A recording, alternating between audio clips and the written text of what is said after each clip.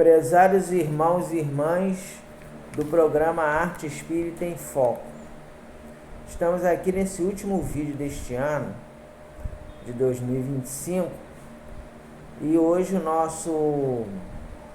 nosso conto intitula-se Um Presente Divino. Nós vamos lê-lo e em seguida faremos os comentários. A enfermeira traz a minha filhinha para ser amamentada. Hoje é 31 de dezembro de 2025 e a minha filha é uma das crianças que nasceram nesta data especial.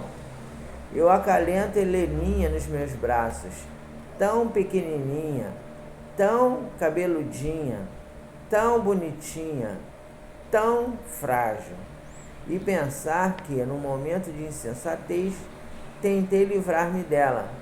Revejo os últimos acontecimentos da minha vida que me levaram até Heleninha.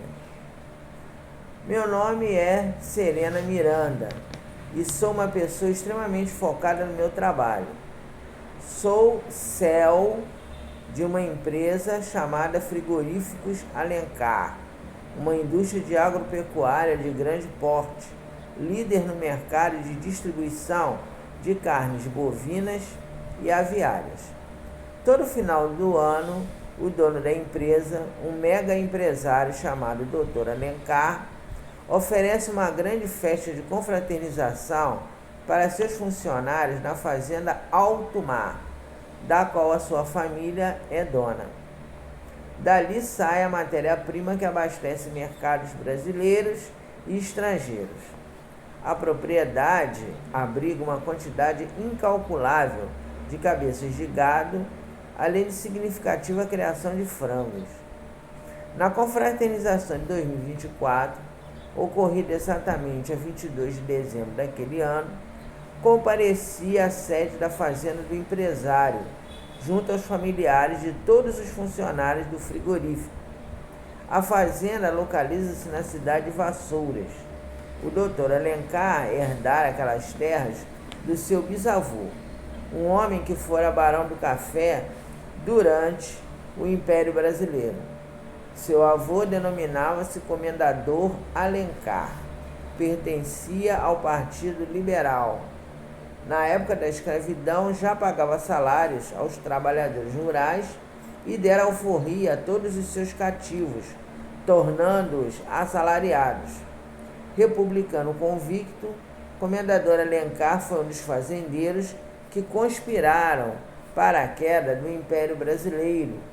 Apesar de admirar Dom Pedro II, considerou que chegara o momento de novos ventos renovadores varrerem a sociedade brasileira. Depois do seu falecimento, a propriedade ficou para os herdeiros, até que o seu bisneto ampliou a fortuna familiar ao deixar de lado a agricultura, dedicando-se à pecuária bovina e aviária. Dessa forma, naquele 22 de dezembro de 2024, estava despreocupada, participando prazerosamente da confraternização empresarial. A festa estendeu-se até tarde. Dr. Alencar disponibilizou os confortáveis e inumeráveis quartos de hóspedes do latifúndio para que seus convidados pernoitassem no local.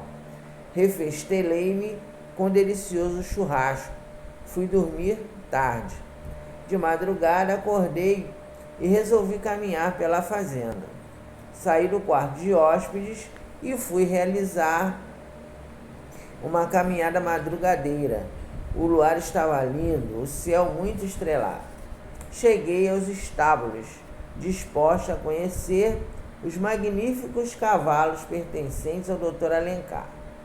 Ao adentrar-me num deles, admirando o porte majestoso de um puro sangue, ouço o choro de alguém.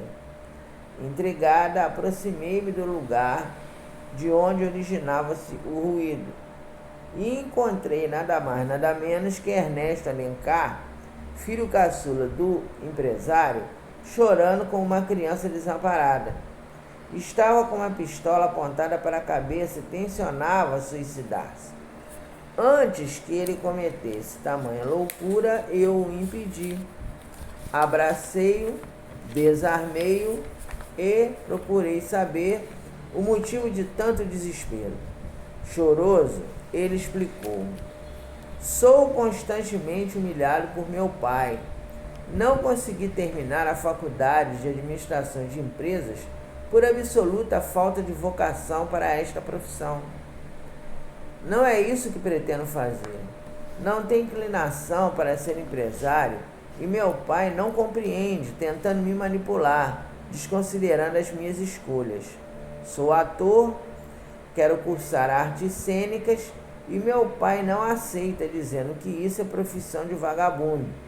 Ele não entende que eu não consigo fazer outra coisa. Solidária, eu o acolhi nos meus braços. Tentei agir como uma amiga e confidente, mas o rapaz, talvez por excesso de carência afetiva, pediu-me: posso passar o resto da noite com você hoje? Eu estou com medo de voltar sozinho para o meu quarto. Se eu ficar sozinho hoje, acabarei fazendo uma besteira. Penalizado, eu o levei para o seu quarto. Pretendia passar o resto da noite aconselhando, mas as coisas saíram do nosso controle. Fomos para o leito e tivemos relações íntimas. Ernesto estava tão carente que revelou-me que era virgem. Eu fui a primeira mulher a ter relações sexuais com ele. Com 20 anos, ele nunca deitara com ninguém. Quando o dia raiou, eu saí de fininho, deixei-o dormindo. Quando voltei ao trabalho, Ernesto foi na empresa e declarou-se disposto a ser meu namorado. Tentei convencê-lo da loucura daquilo tudo, mas não consegui. Sou uma mulher negra de 40 anos, ele é um rapaz branco de 20 anos. Tinha certeza que o Dr. Alencar me demitiria quando soubesse da situação, porque eu não era a nora dos seus sonhos. Ele aceitava-me como céu, como nora nem pensar. Apesar do risco que corríamos, resolvemos namorar, apesar da possível interferência negativa do Dr. Alencar. Em março de 2025, Ernesto desligou-se da família. Pediu para ser deserdado. Obteve uma bolsa de estudos na Europa, onde realizaria seu grande sonho, ser ator.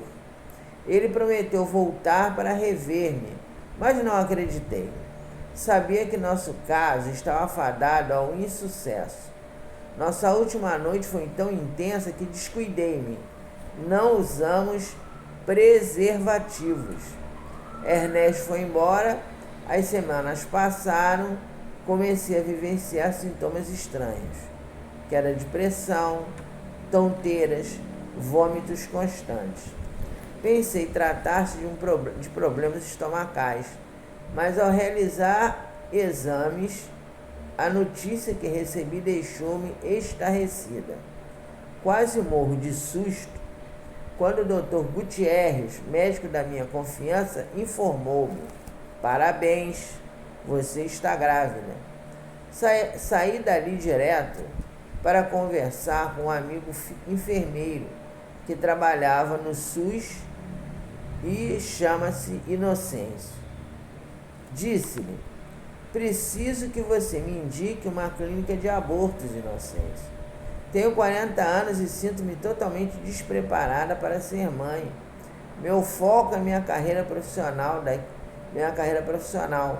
Daqui a alguns anos pretendo montar uma pousada em Búzios.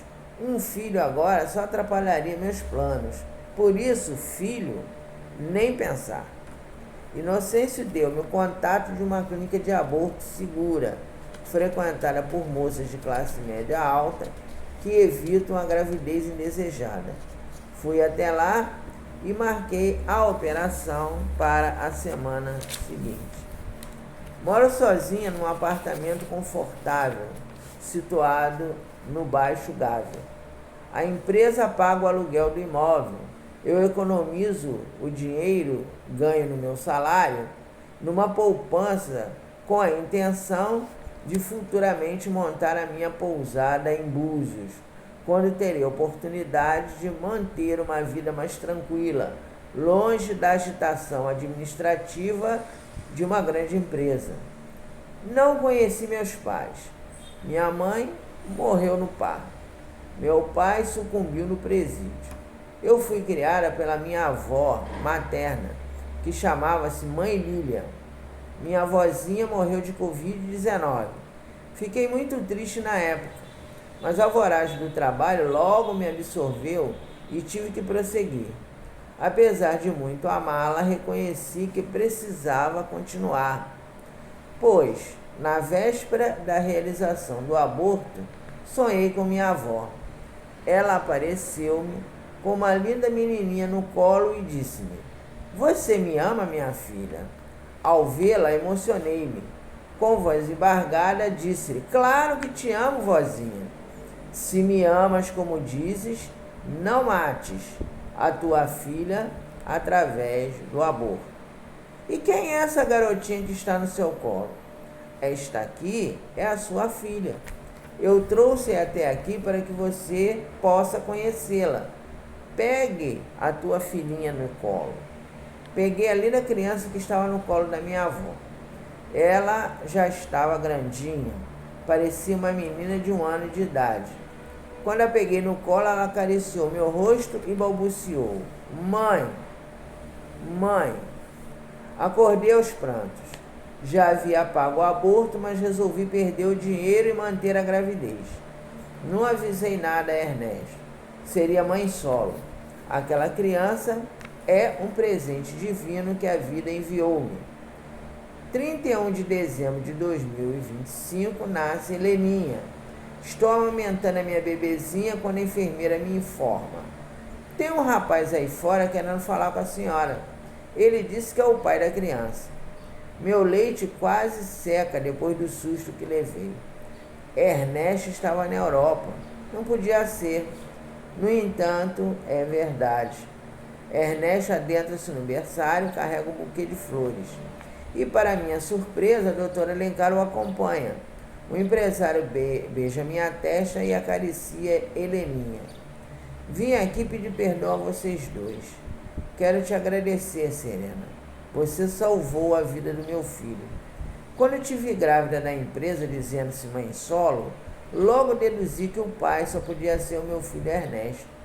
Entrei em contato com ele na Europa, avisei da sua gravidez, ele veio imediatamente. Contem com meu apoio. Ernesto terá todos os seus direitos de volta e a partir de 2026 você será a vice-presidente da empresa. Com licença, creio que vocês precisam conversar." Doutora Alencar sai, estou boquiaberto. A sós com Ernesto, ele tira 2 alianças do bolso. "Serena, você quer casar comigo?" Atônita, digo-lhe: "Ernesto, você tem 20 anos. Eu tenho 40. Temos 20 anos de diferença entre nós. Já pensou nisso?" Ernesto sorri. "Sim, já pensei. E sei que amor não tem idade. Você quer ou não quer casar comigo? Sou um náufrago que fui salvo pelo seu amor." Olho a porta do berçário. Vejo mãe Lília e ela me diz telepaticamente: "Não tenha medo de ser feliz, minha filha." Incentivada pela presença da minha avó, aceito o pedido de casamento de Ernesto.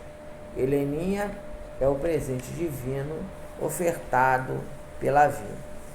Então, meus irmãos, nesse último vídeo de 2025, eu queria deixar para vocês a mensagem que a vida nos oferece presentes divinos inesperados.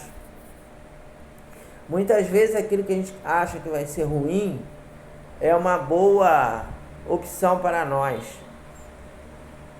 Muitas vezes nós não temos condições espirituais de entender os recados que a vida nos manda.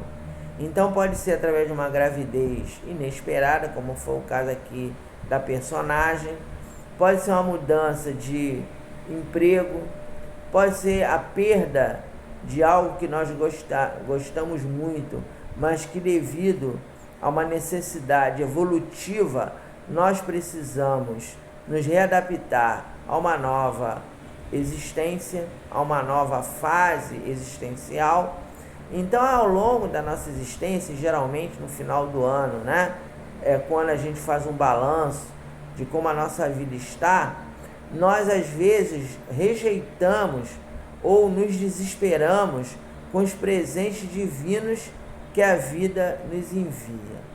Nós nos desesperamos com os presentes divinos que a vida nos oferece.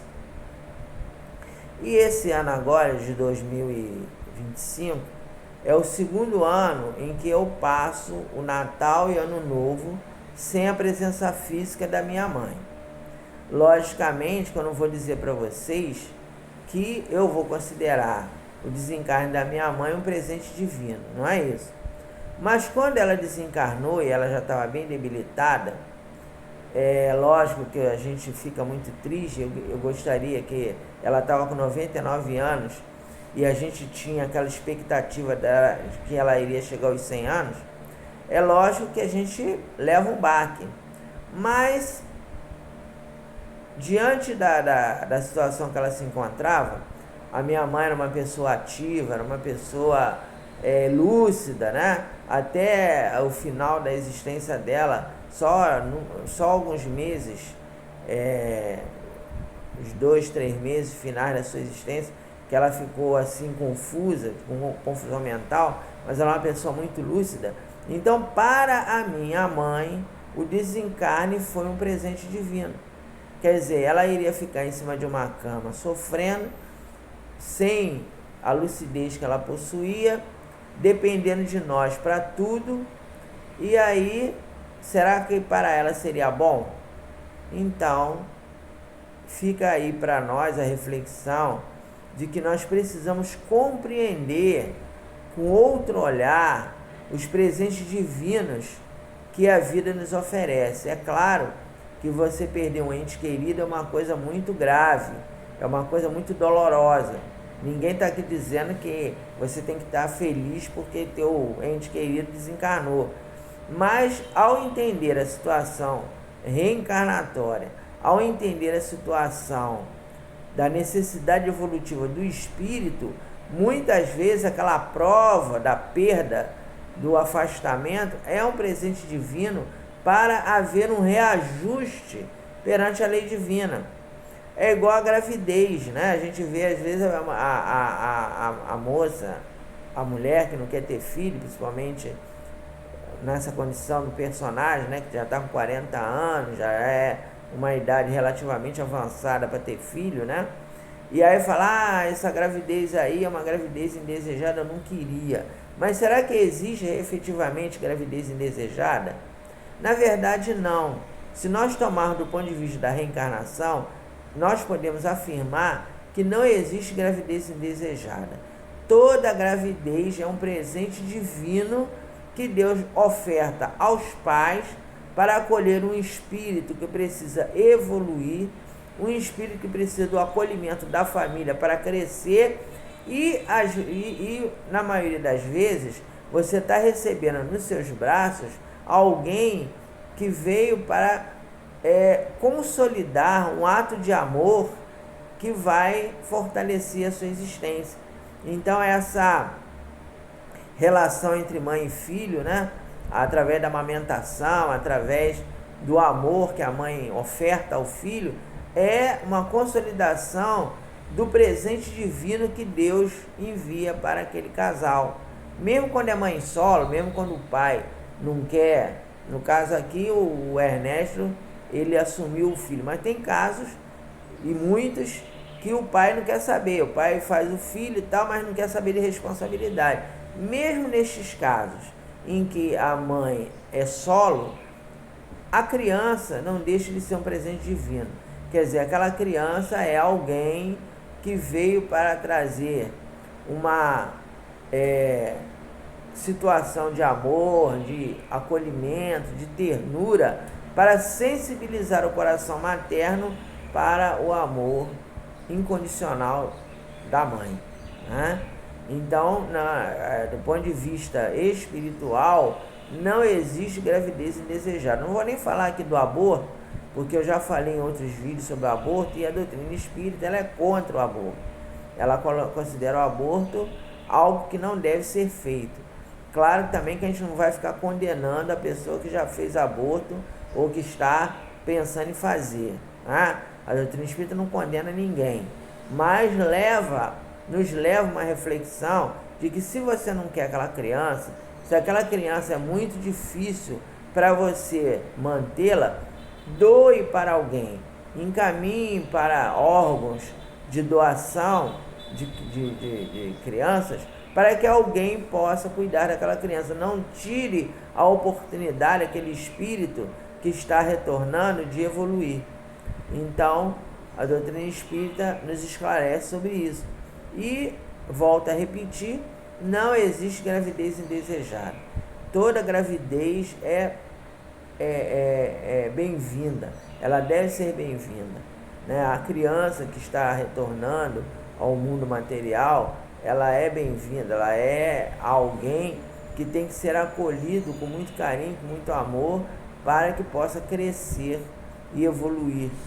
E às vezes também a gente fala assim, às vezes a gente que eu digo é as mães, né? Às vezes fala assim, se eu soubesse que meu filho ia me dar tanto trabalho, eu não tinha tido ele, eu tinha tirado, tinha feito aborto, né? Mas veja bem, né? Às vezes aquele filho que é problemático, aquele filho que tem alguma dificuldade, né, de personalidade, é um inimigo do passado, é um desafeto de vidas anteriores, é alguém que foi prejudicado por aquele grupo familiar e está retornando para que haja uma reconciliação.